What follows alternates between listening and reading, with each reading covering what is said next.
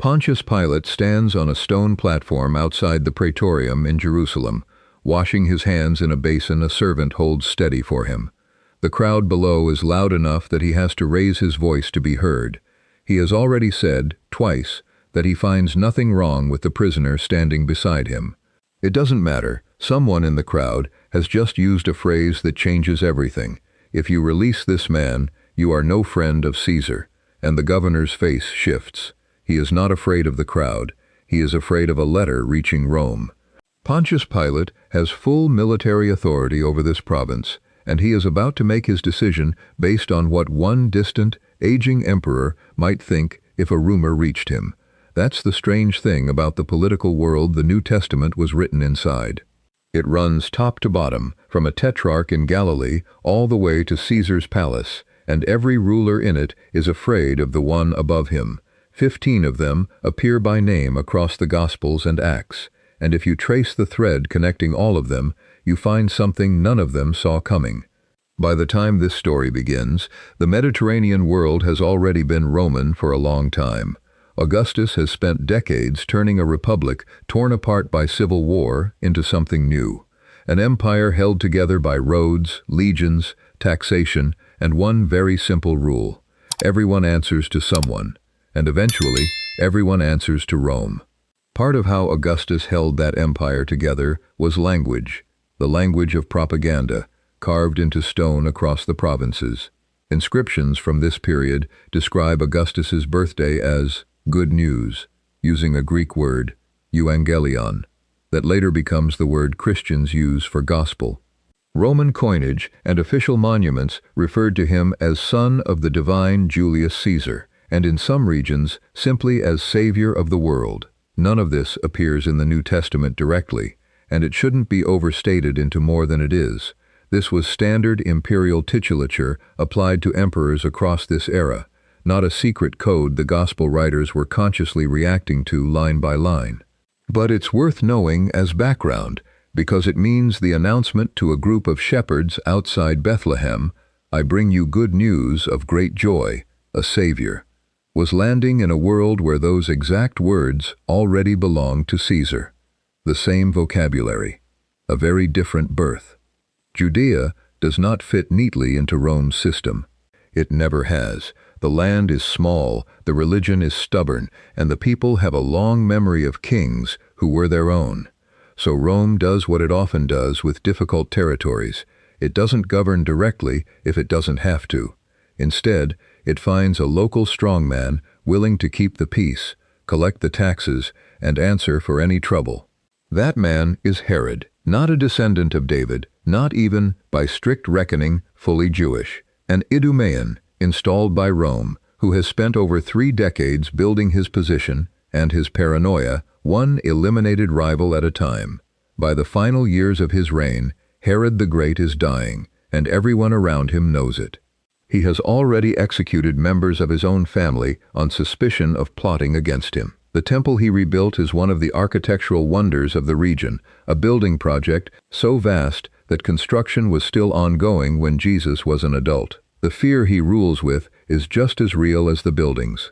It is into this world, a client king's final year, an emperor's growing empire, and a religious population caught between both, watched over by a Sanhedrin that governed local religious life but ultimately answered to Rome for anything political, that Luke opens his account with something almost mundane, not a vision, not a prophecy, a decree.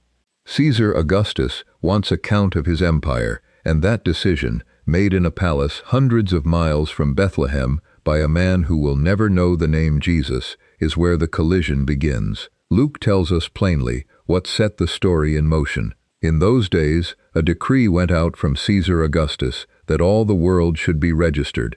It's the kind of sentence that's easy to read past. A census, paperwork, the unglamorous machinery of empire, doing what empires do, counting people so it can tax them.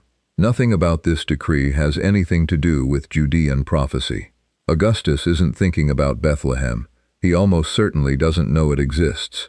He is thinking about revenue and administrative control across a vast territory. And yet the result of his order is that a couple from Nazareth ends up at exactly the right moment, in exactly the town the prophet Micah had named centuries earlier as the birthplace of a ruler from Israel's ancient royal line. It's worth being honest here about what we do and don't know. Roman census practice for taxation purposes is well documented across the empire, and requiring registration in an ancestral town fits patterns historians have found elsewhere in the Roman world. The precise administrative details of this particular census in Judea and its exact relationship to the governorship of Quirinius, who, historical sources, place governing Syria around a decade after Herod the Great's death, remain a genuinely debated point among historians. Various harmonizations have been proposed. None commands full scholarly consensus, and it's more honest to sit with that tension than to resolve it with false confidence in either direction. What we can say with confidence is simpler and honestly more interesting. Whatever the exact administrative mechanism, Luke presents an imperial decision, issued for entirely secular reasons, as the means by which an ancient prophecy finds its fulfillment. Picture it like a single card falling in a chain of dominoes, set up by someone who has no idea the chain exists. Augustus doesn't know he's part of anything. He's just doing paperwork. And that's the first thread of the pattern this video is tracing. Rome's machinery, the most powerful administrative system in the ancient world, becomes, without any awareness of it, the delivery mechanism for a promise it never read. Not Rome directing the story, Rome, unknowingly, fulfilling it. But paperwork isn't the only system already moving. There's a king back in Jerusalem who is about to become part of this story in a far more violent way. Matthew doesn't open with a manger. He opens with a court, Herod's court, disturbed. When Magi from the east arrive asking where the newborn king of the Jews is, Matthew records the reaction plainly.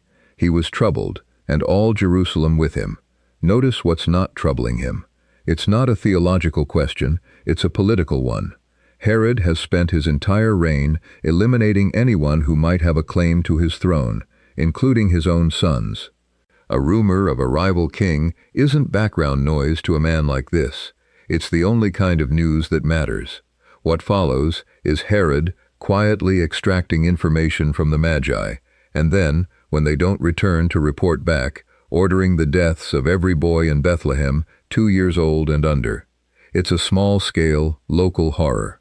But Matthew's language, a ruler killing children because he's threatened by a promised deliverer, deliberately echoes something older. Pharaoh, ordering the deaths of Hebrew infants in Exodus, threatened by the very existence of the people God was going to use. It's not a coincidence Matthew wants you to miss. It's a pattern he wants you to recognize. Worldly power, whenever it senses a rival it can't control, reaching for the same tool, force. Herod dies not long after. And what happens to his kingdom next is a detail most readers skip straight past. But it's the reason Joseph makes a very specific decision about where not to raise his son. When Joseph is told it's safe to return from Egypt, Matthew adds one small, easily overlooked line. When he heard that Archelaus was reigning over Judea in place of his father Herod, he was afraid to go there. Here's what that sentence assumes you already know, and what most modern readers don't. When Herod the Great died, Rome didn't hand his kingdom to one heir. It split it 3 ways, among 3 of his sons. Archelaus got Judea, Samaria, and Idumea. A brother named Antipas got Galilee and Perea. Another brother, Philip, got the northeastern territories. None of them inherited the title king. Rome saw to that. Joseph's fear isn't vague unease. Archelaus had a reputation, inherited along with the territory, for the same brutal instincts as his father. The Jewish historian Josephus records his rule beginning with a massacre in the temple courts. Rome eventually agreed he was too unstable to keep, removing him a few years later and folding Judea into direct Roman administration under a prefect, the office Pilate will later hold. So Joseph does something quietly strategic. He takes his family to Galilee instead, under Antipas, avoiding Archelaus entirely. One family, making a real, practical decision based on which corner of a fractured, still dangerous kingdom is safer for a child. Of the 3 brothers who split Herod's kingdom, one of them is worth pausing on, precisely because he barely appears in the story at all.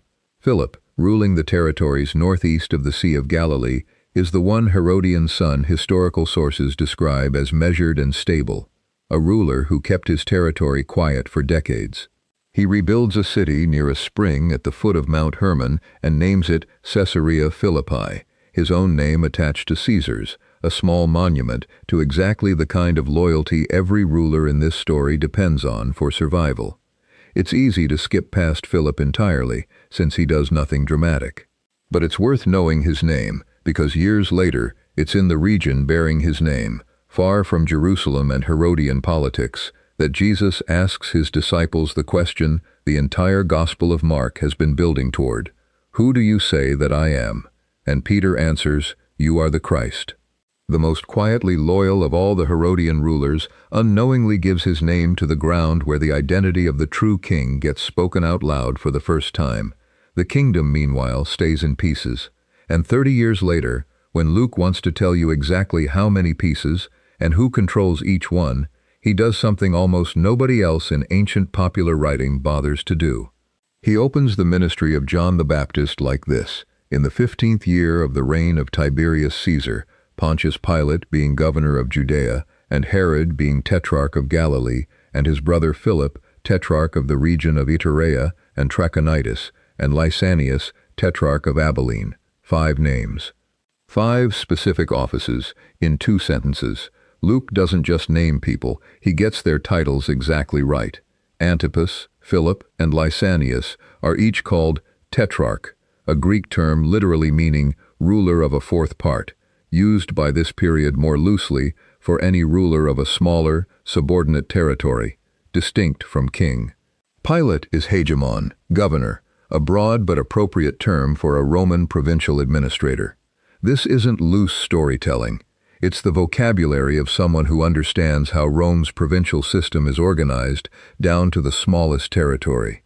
And Lysanias is the detail worth pausing on longest.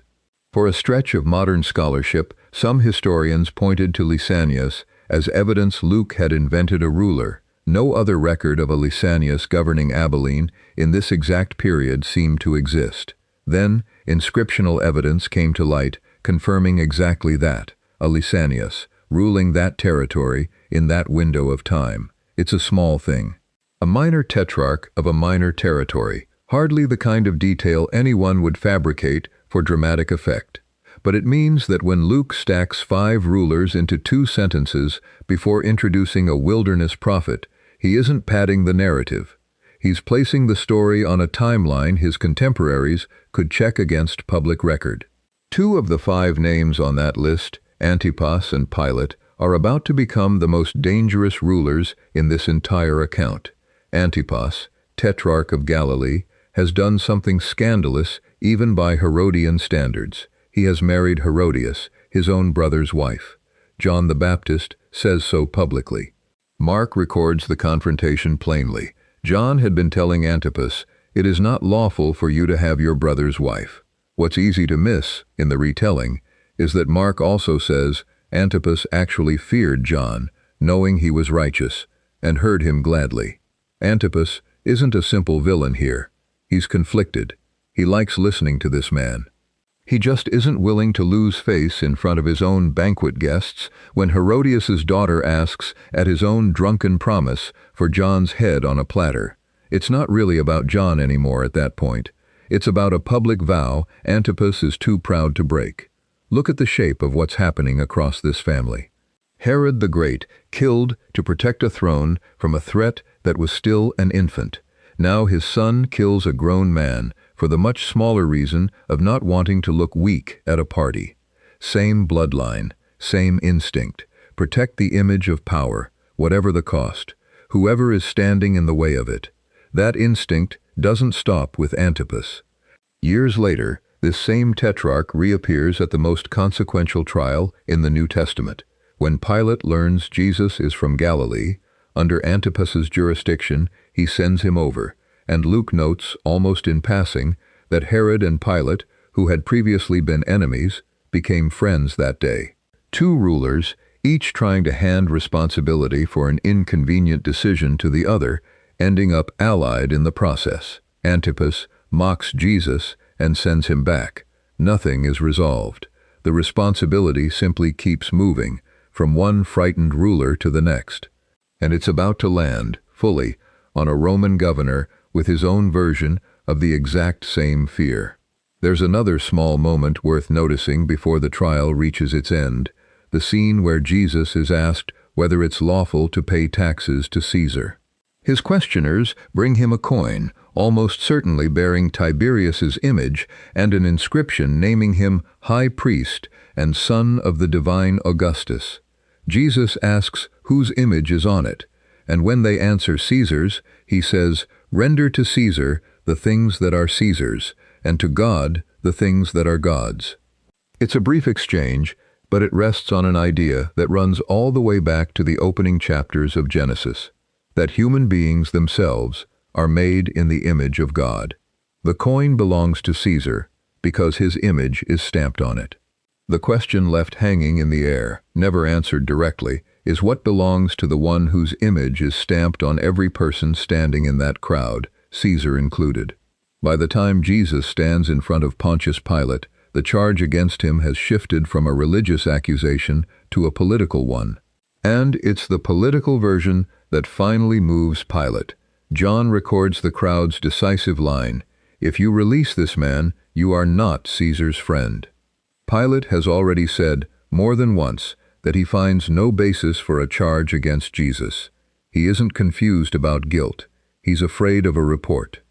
Historical sources outside the Gospels, Josephus and the philosopher Philo among them, describe Pilate as a governor who had already clashed badly with the population he oversaw, serving under an emperor, Tiberius, known in his later years for dealing severely with officials suspected of disloyalty. A rumor reaching Rome that Pilate had released a man accused of claiming kingship could end his position, or worse, so picture the shape of it. Pilate holds total military authority over the region standing in front of him, and he makes his final decision based entirely on fear of a much smaller, more distant kind of power, a letter, a rumor, a single displeased word from Rome. It's the same instinct running through Herod's entire family, just wearing a Roman uniform instead of a crown. Protect the position, whatever it costs. Jesus dies. And it would be reasonable to assume that's where this family's collision with his followers ends too.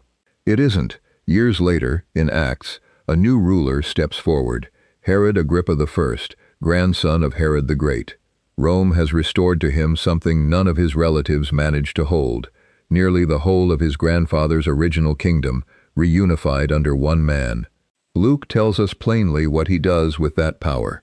He killed James, the brother of John, with the sword, and, seeing that it pleased the Jewish leadership, moved to arrest Peter as well. Stop on that for a moment. This is the same family, the grandson of the king who slaughtered infants to protect his throne, the nephew of the tetrarch who beheaded John the Baptist to save face at a party, now executing an apostle, for the same underlying reason every ruler in this family has acted on, because it serves his position with the people he needs to please. Agrippa I's story doesn't end quietly either. Acts describes him accepting a crowd's praise as though he were divine, then being struck down and dying. Josephus, writing independently, records the same ruler's sudden death around the same period, with different details, but describing the same collapse of the same man. It's a rare point of genuine convergence between a New Testament account and an outside secular historian, not identical in every detail, but broadly corroborating. One family, 3 generations, a recurring instinct to silence anyone who threatens their position, an infant king, a truth-telling prophet, an apostle spreading the same movement they thought they'd already stopped in Jerusalem, and every time the movement doesn't stop. It spreads further. It spreads, in fact, well beyond Herodian territory entirely, into the wider machinery of the Roman provincial system itself, where the same pattern keeps surfacing in smaller, quieter ways. On the island of Cyprus, Paul and Barnabas encounter a Roman proconsul named Sergius Paulus, described by Luke as a man of intelligence. Notice the title, proconsul, not governor, not prefect. Cyprus was a senatorial province, governed by the Roman Senate rather than the emperor directly, and proconsul is the precise, correct term for that specific office. Later, in Corinth, Paul stands before another proconsul, Gallio, governing the senatorial province of Achaia, and again, the title matches the office exactly. Gallio hears the accusations against Paul and dismisses the case outright, refusing to rule on what he calls a matter of Jewish law rather than Roman crime, an indifferent verdict, but a verdict that, like Pilate's initial instinct, finds nothing actually criminal in what Paul is doing. This is a smaller detail than the Herodian pattern, and it isn't the emotional center of the story. But it matters for a different reason. It shows that the same author tracing this entire 40-year collision between two power structures was also, quietly, getting the small administrative facts right, which is part of why classical historians have taken Luke's account seriously as a historical source, even where they debate his theology. Meanwhile, back in Rome itself, the Emperor Claudius makes a decision that ripples outward into the story, almost as an aside. The Roman historian Suetonius, writing decades later, records Claudius expelling Jews from the city over disturbances connected to a figure he calls Christus, very likely, in the judgment of many historians, a garbled reference to disputes over Christ. Acts mentions the same expulsion in a single verse. Almost in passing, Paul meets a couple named Aquila and Priscilla in Corinth, because Claudius had commanded all the Jews to leave Rome, a throwaway line. And yet it's another moment where an emperor's political decision, made for reasons that had nothing to do with the gospel, ends up placing two future partners of Paul's ministry directly in his path. Acts elsewhere also mentions a severe famine in the days of Claudius, again, a detail consistent with what outside Roman sources record about food shortages during his reign. The pattern keeps repeating at every level of the system, emperors making decrees, governors making rulings, none of them aware they're arranging pieces on a board they don't know exists. By the time Paul himself is arrested in Jerusalem, the machinery is fully engaged again, this time around him. The governor Felix, a former slave who rose to hold one of the empire's more sensitive provincial posts, keeps Paul in custody, hoping, Luke tells us, for a bribe. There's a striking moment along the way. Felix, sitting with his wife Drusilla, a Jewish princess, and Agrippa I, his own daughter, sends for Paul to hear him speak about faith in Christ.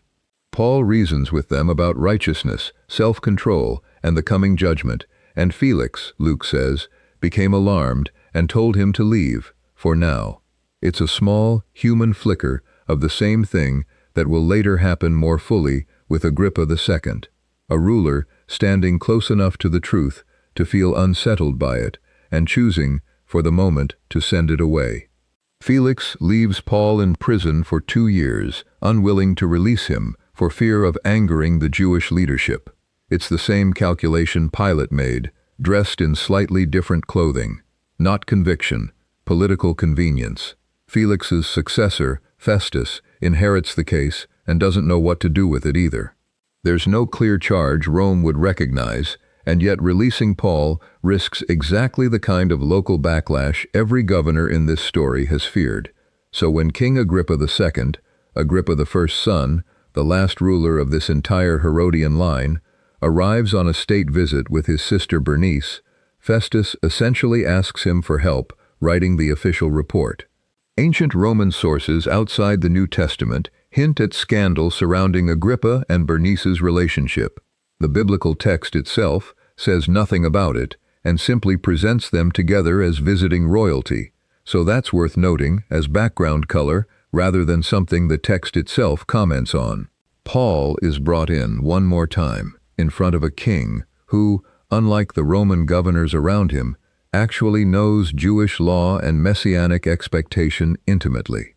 Paul makes his case, and Agrippa's response is one of the strangest, most human lines in the entire book of Acts. "In a short time, would you persuade me to be a Christian?"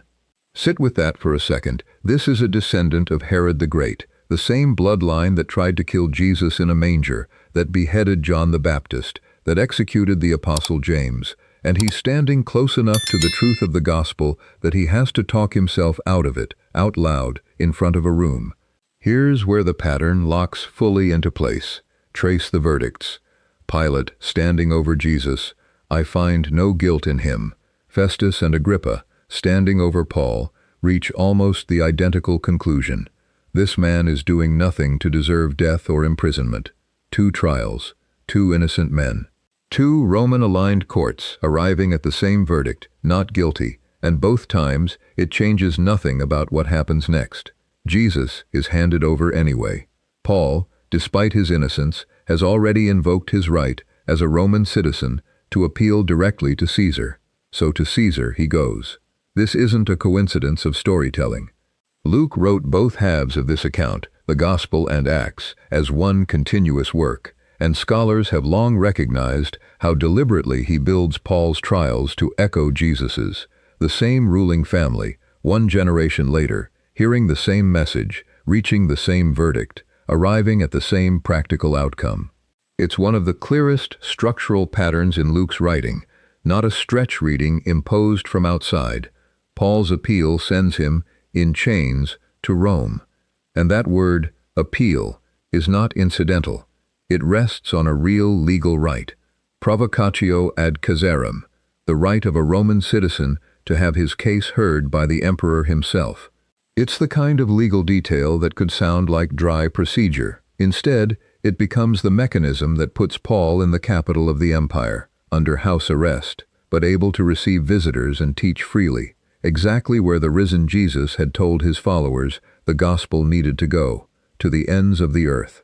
By the time Paul writes to the church at Philippi, most likely from that very imprisonment, he closes with a small detail easy to miss on a quick read. Greetings from those of Caesar's household.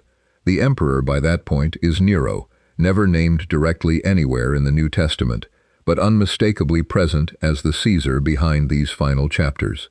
And there, inside the household of the very ruler history remembers as one of early Christianity's fiercest persecutors, are people who have apparently believed the message Paul was sent there through an emperor's own legal system to deliver.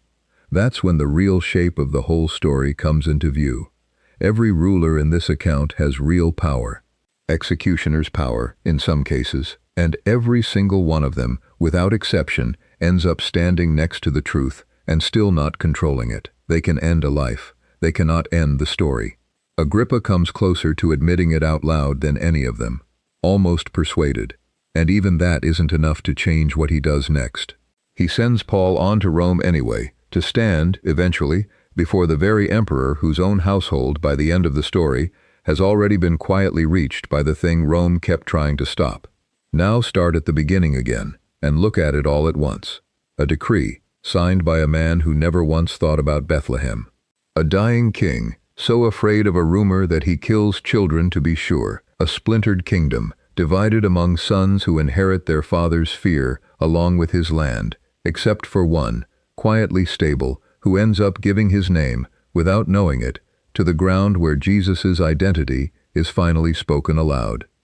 A governor, washing his hands, more afraid of a letter to Rome than of an innocent man's blood. A grandson, executing an apostle to keep a crowd happy. A king, so close to the truth he has to argue himself back out of it in front of a room full of people. 15 names, 5 emperors, 5 Herods. A handful of governors and proconsuls with titles too precise to have been invented. Different men, different decades, same instinct, passed down like an inheritance. Protect the position, whatever it costs, whoever has to disappear. And underneath all of it, the same thing keeps happening, quietly, without anyone in power ever noticing it happen. A census becomes the reason a promised king is born in the promised town. A massacre fails to end what it was meant to end. A beheading doesn't silence the message it was meant to silence. A crucifixion, the ultimate exercise of Roman power, becomes the very thing the gospel is built on. An arrest and a citizen's legal appeal sends Paul in chains exactly where the movement needed to go next. Rome itself, the capital of the empire that thought it had already dealt with this. And by the time he arrives, The message has somehow already reached the household of the man sitting on the throne. Every ruler in this story had real power. Every one of them used it, and not one of them, not Augustus, not Herod, not Pilate, not Nero, waiting at the end of it all, ever managed to be the author of what actually happened. They thought they were writing the story. They were only ever standing inside it. There's something quietly familiar in all of this, if you sit with it long enough. Most of us will never hold Herod's power, or Pilate's, or Caesar's. But most of us know what it feels like to grip something tightly out of fear. A reputation, a plan, an outcome we've decided we can't lose. Antipas didn't kill John the Baptist because he wanted to. He did it because he'd made a promise in front of people and couldn't stand to look weak. Pilate didn't hand over a man he believed was innocent because he was cruel by nature. He did it because he was afraid of what one bad report might cost him. That's not only a first-century problem. It's a human one, the fear of losing position, the fear of what people will think if we don't follow through, the quiet, constant pressure to protect something, an image, a plan, a version of ourselves we've decided we have to defend, even when defending it means doing something we already know isn't right. And then there's Agrippa, almost persuaded, close enough to the truth to feel its weight, and still choosing, in the end, to walk away from it. That might be the most human moment in the entire account. Not a villain, not someone who never heard the truth. Someone who heard it clearly enough to have to argue with it out loud and still let the moment pass. What the text actually shows, underneath all of it, is not that God overpowers human fear and pride by force. It's quieter than that. Every ruler in this story kept his power. Nobody was struck down mid-decision for making the wrong call. The story simply moved forward anyway, carrying what mattered through decisions made by people who were never trying to help it along. Maybe that's the part worth sitting with. Not a promise that the fear goes away or that the pressure to protect ourselves ever fully disappears. Just the recognition that the outcome was never actually resting on whether Pilate was brave enough, or Antipas was honest enough, or Agrippa was persuaded quickly enough. It rested somewhere else the entire time. Rome kept the crown. It never once kept the story. If a passage you thought you already knew looked different to you by the end of this, that's the whole purpose behind the Scripture Project. Subscribe if you want more of Scripture studied this closely. And if this opens something up for you, send it to someone who'd want to see it too.